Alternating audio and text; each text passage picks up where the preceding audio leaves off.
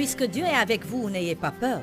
Quoi que Dieu vous dise de faire, il vous aidera à le faire. Nous sommes un peuple appelé à être excellent.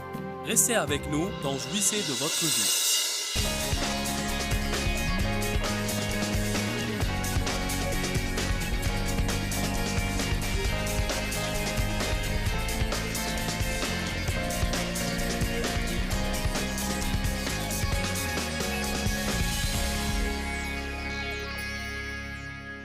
Il faut que vous regardiez dans votre cœur et que vous vous demandiez « Qu'est-ce que je veux?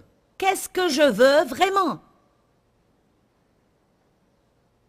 Et puis, appliquez-vous à le faire de tout votre cœur, en sachant que vous ne pouvez pas tout vouloir. Il faut que vous découvriez ce que Dieu a pour vous, et c'est ce que vous devez vous appliquer à faire.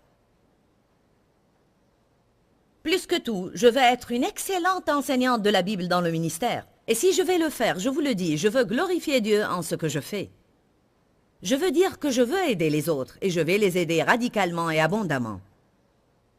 Vous ne savez pas ce que je sens quand je vois le Saint-Esprit se manifester comme on a expérimenté ce matin, parce que vous savez quoi? Personne ne peut inventer cela. Personne ne peut inventer cela. Je crois que l'onction du Saint-Esprit est un signe de son approbation. Je crois qu'elle signifie que Dieu est en train de dire « J'aime cette réunion. J'aime ce qui se passe ici. » Oui, oui, Dieu est là.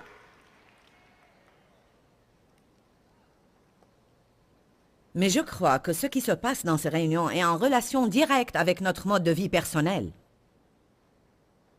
Il est ridicule que j'essaye de dire que ma vie privée n'affecte pas mon ministère public.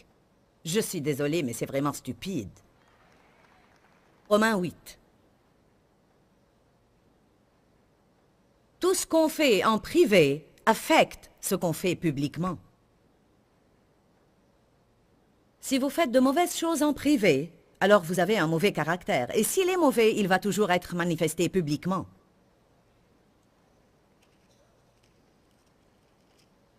Dieu seul connaît toutes les choses qui vont changer dans votre cœur, mais le Saint-Esprit convainc les gens au sujet de certains domaines dans lesquels ils ont à s'élever plus haut. Et c'est une bonne chose. Je remercie le Seigneur que nous n'avons pas à être condamnés, mais c'est bien d'être convaincus. La Bible dit qu'il ne convainc les gens concernant leurs fautes que parce qu'il les aime. Qui sent qu'il est très aimé ce week-end?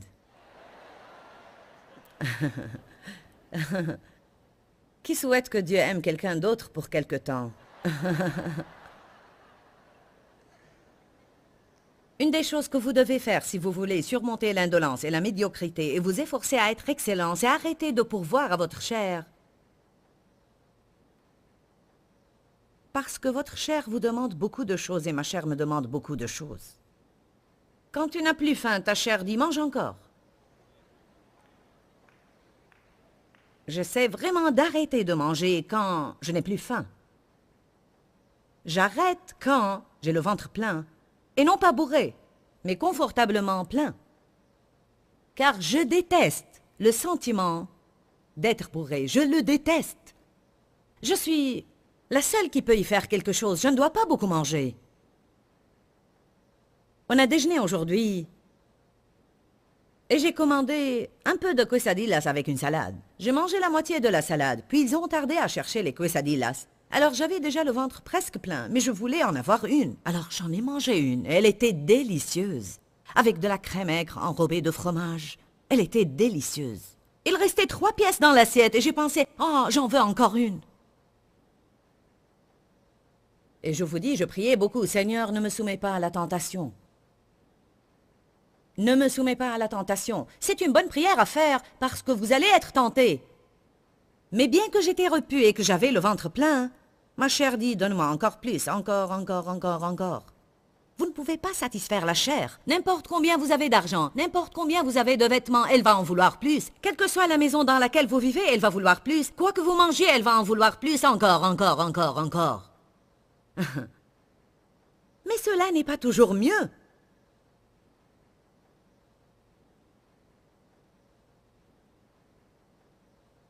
Romains 8.8. Ceux qui vivent selon la chair, la Bible amplifiée dit, qui pourvoient aux appétits et aux envies de leur nature charnelle, J'aime cette traduction parce que je sais ce qui se passe quand vous pourvoyez à vos envies charnelles. On aime tous être servis. Parfois, dans un banquet où le service est disponible, on s'amuse à dire « Je voudrais ceci, je voudrais cela, je voudrais de l'eau, je voudrais du thé, je voudrais de la moutarde ici. » Et les serveurs se hâtent pour vous chercher tout. Mais vous savez quoi? Vous allez payer l'addition.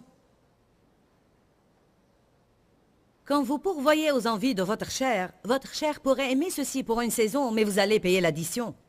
Tôt ou tard, le jour de paix viendra. Verset 9. Vous ne vivez pas selon la chair, mais vous vivez selon l'esprit. Si du moins l'Esprit de Dieu habite en vous, vous guide et vous contrôle. Permettez-moi de vous dire quelque chose. Le fait que vous parlez des langues ne veut pas dire nécessairement que vous allez toujours être plein du Saint-Esprit. Et ne veut pas non plus nécessairement dire que vous êtes guidé et contrôlé chaque jour par le Saint-Esprit. Vous pouvez avoir quelque chose sans pour autant vous en servir. Le Saint-Esprit est doux et il ne nous forcera jamais à faire ce qui est juste. Il nous guide et nous incite, mais nous avons à obéir aux incitations du Saint-Esprit. La Bible amplifiée utilise le mot incitation. Obéissez aux incitations du Saint-Esprit. Et si vous cherchez le mot inciter dans le dictionnaire, il signifie donner des informations, rappeler ou tenir un prompteur. Je comprends cela, car il y a des années, au début de mon ministère, je dépassais toujours le temps limite de la cassette. Nous avions des cassettes d'1 heure et je dépassais toujours ce temps limite. Et cela frustrait les gens car ils achetaient mes cassettes et se sentaient inaccomplis quand ils arrivaient à la fin.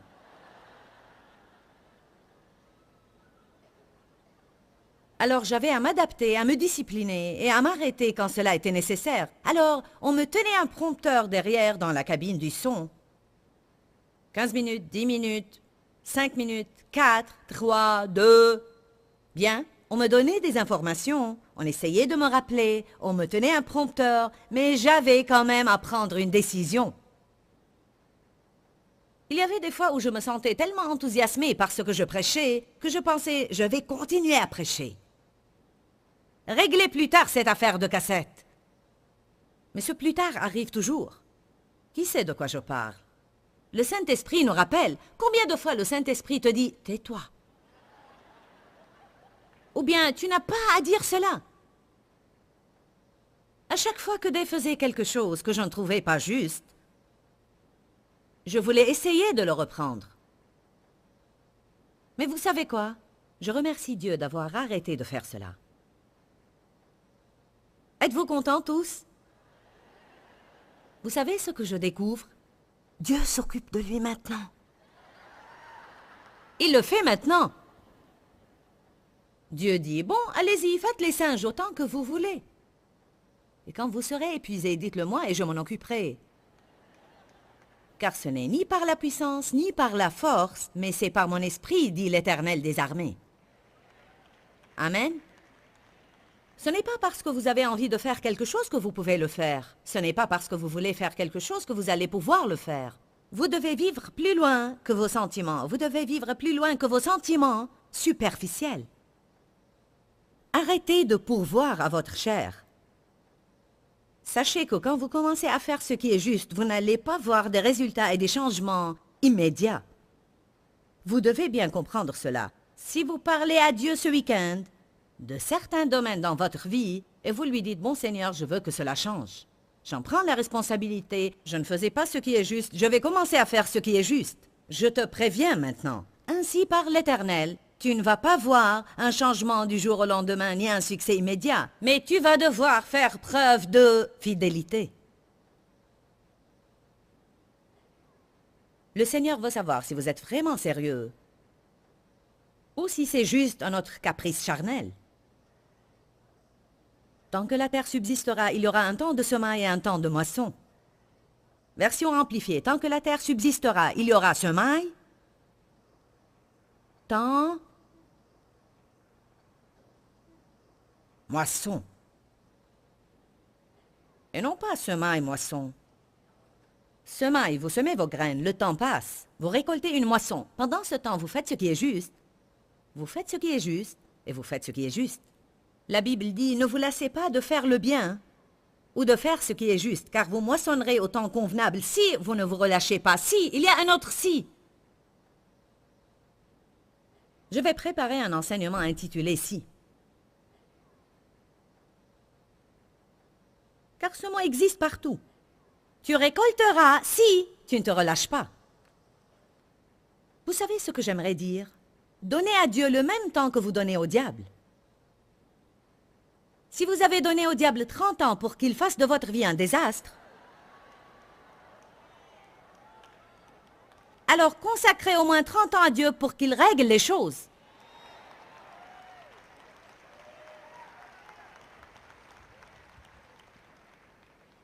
Ça ne prendra pas tout ce temps. Vous allez faire du progrès, petit à petit. Mais c'est un trajet à faire. Quand vous vous attachez à Dieu, vous commencez un trajet. La Bible dit dans Hébreux 12 que Jésus, en vue de la joie qui lui était réservée, a souffert la croix. J'aime ce qui est écrit de David dans 1 Samuel 17. Il est écrit que David a couru vers le lieu du combat pour combattre Goliath. Il y a peut-être certaines choses qui vous confrontent et vous pensez « J'étais convaincu de ceci et convaincu de cela, j'ai besoin de faire ceci, j'ai besoin de faire cela. » Il se peut que vous vous sentiez envahi de problèmes. Ne prenez pas la fuite. Courez rapidement au lieu du combat et croyez que vous pouvez vous aussi tuer Goliath. Puisque Dieu est avec vous, n'ayez pas peur. Quoi que Dieu vous dise de faire, il vous aidera à le faire. Nous sommes un peuple appelé à être excellent. Nous ne sommes pas appelés à être indolents ni à être médiocres. Nous sommes appelés à être excellents. Allez à 2 Pierre, chapitre 1. Appelé à être excellent. C'est un appel pour ma vie. C'est un appel pour votre vie. C'est la volonté de Dieu que nous soyons excellents. Que veut dire être excellent? Ça veut dire faire le pas supplémentaire, faire extrêmement au-delà de ce que vous devez faire.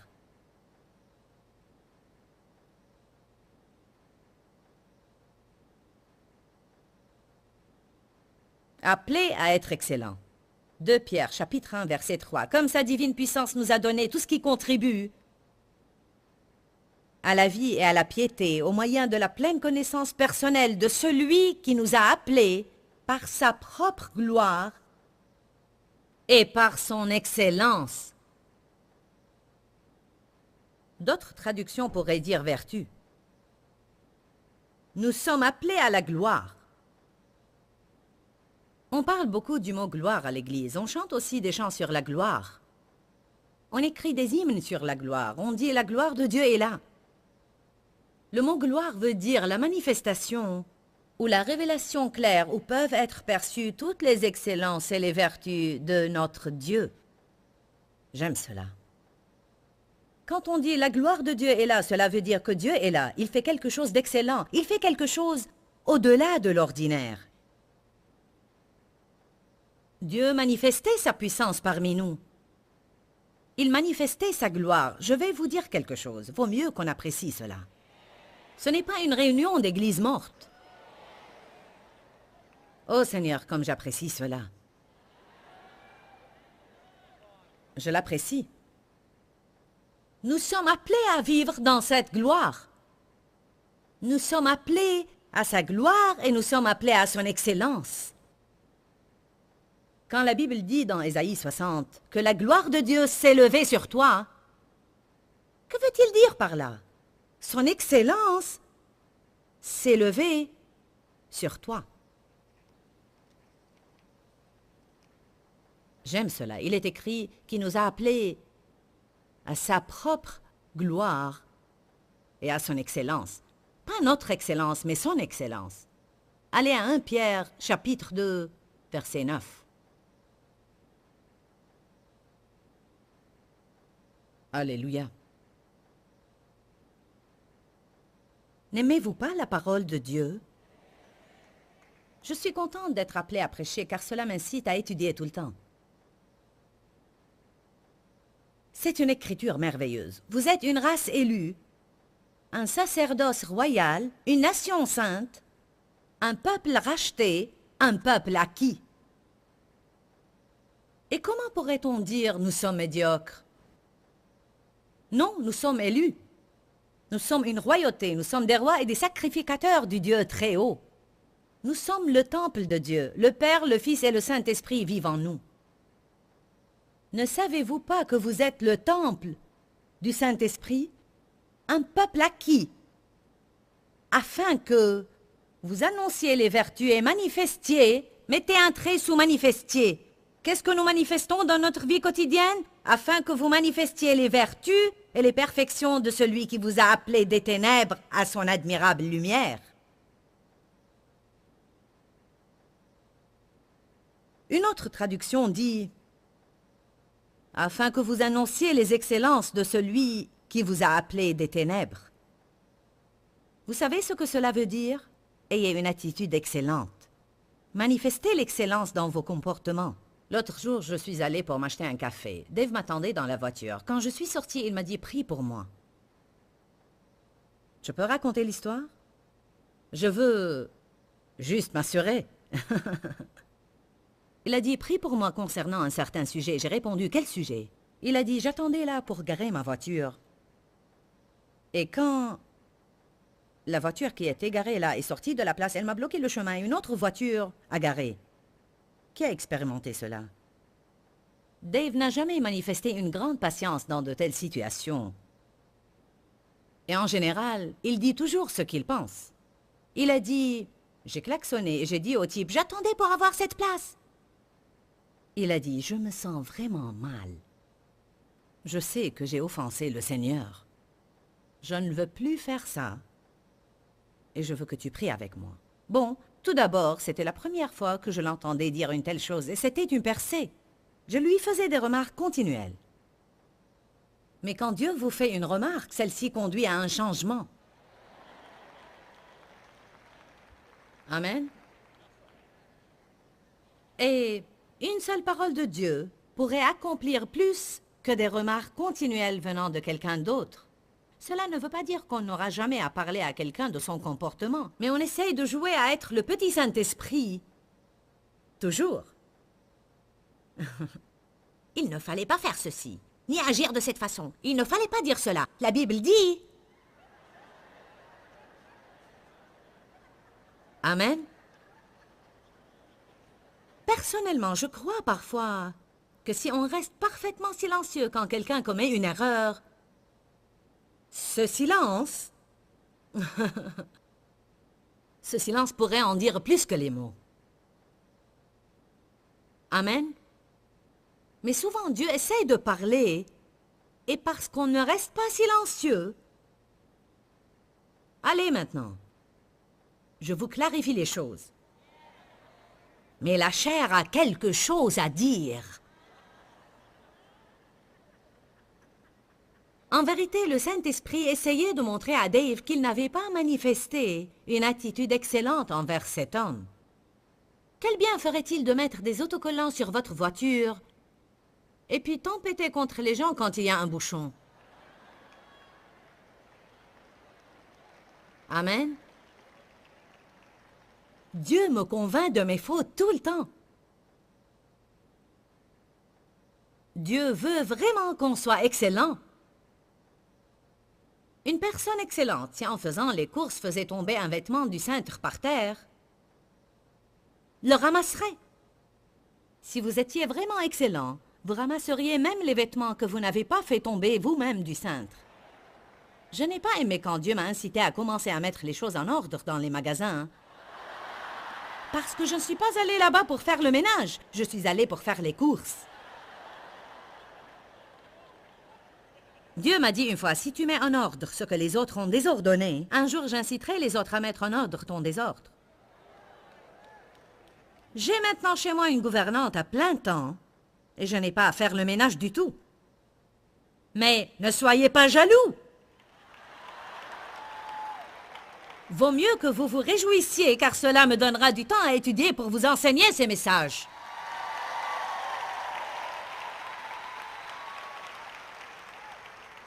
Quand Dieu a commencé à me parler de ce sujet, je ne vais pas faire cela, ce n'est pas moi qui l'ai mis en désordre. Si je n'avais pas écouté Dieu, je n'aurais pas eu cette aide aujourd'hui. Je me demande à combien de personnes Dieu essaye de dire ceci, mais elles n'écoutent pas. Si!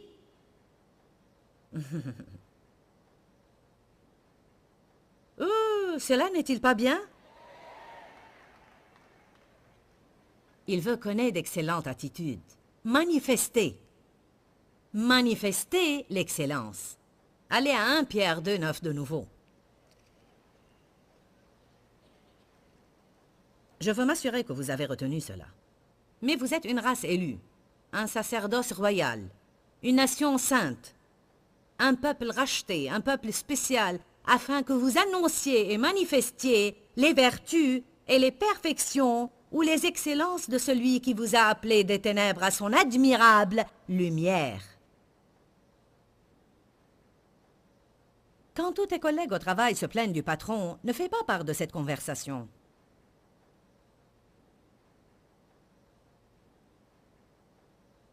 Quand quelqu'un vous raconte une mauvaise plaisanterie, ne riez pas.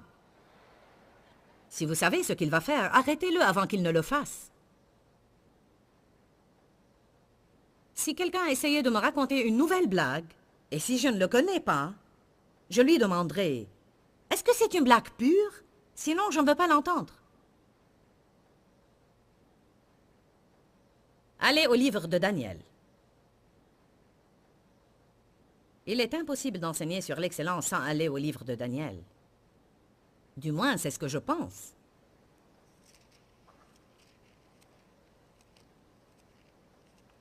On aurait raté de bonnes informations si on n'était pas allé à Daniel.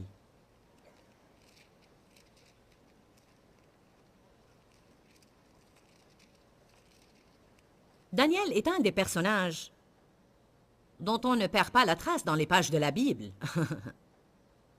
Comme Géasi qui avait l'amour de l'argent, qui a été atteint de la lèpre et qui a disparu. Daniel était un homme qui avait plusieurs choix à faire, plusieurs choix d'attitude, plusieurs façons d'agir ou de faire les choses. Il est écrit dans Daniel 1,8. Daniel résolut de ne pas se souiller par les mets du roi. Daniel était un jeune homme qui a été emmené à la cour du roi pour être formé au service du roi. C'était un homme pieux et ses amis étaient pieux aussi. Les personnes pieuses doivent avoir des amis pieux, car vos amis ont un grand effet sur vous. Les esprits sont transmissibles et vous risquez beaucoup de devenir comme les personnes dans votre entourage. Alors vaut mieux être entouré de personnes bénéfiques.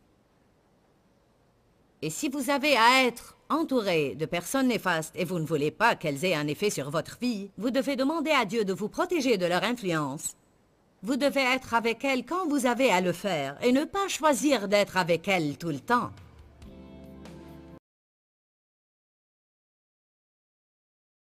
J'espère que vous avez joui de l'enseignement sur la poursuite de l'excellence. Et je vais insister sur le mot « poursuite » parce qu'en réalité, je crois que pour être excellent, vraiment, il faut qu'on poursuive l'excellence. Il faut qu'on ait soif de l'excellence et qu'on la poursuive. Pourquoi cela? Parce que de nature, notre chair, en tant qu'être humain, tend toujours à être médiocre et on tend à se contenter de ce qui est facile pour nous.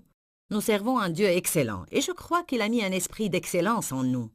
En fait, la Bible montre clairement que quand les gens s'efforcent à atteindre de plus hauts niveaux d'excellence, des bénédictions plus abondantes les poursuivront. Pour cela, je vous encourage vraiment à faire du mieux que vous puissiez faire. La Bible nous dit de faire le 1000 supplémentaire dans tout ce que nous faisons et de faire tout ce qu'on fait comme au Seigneur. Pourquoi Seigneur, pourquoi? Dans ce livret, Joyce Meyer nous enseigne à travers la parole comment être délivré de la confusion. Pour obtenir ce livret gratuitement, écrivez-nous à Joyce Meyer, boîte postale 40095-6300, Larnaca, Chypre. Ou bien visitez notre site web www.joycemeyer.org/fr.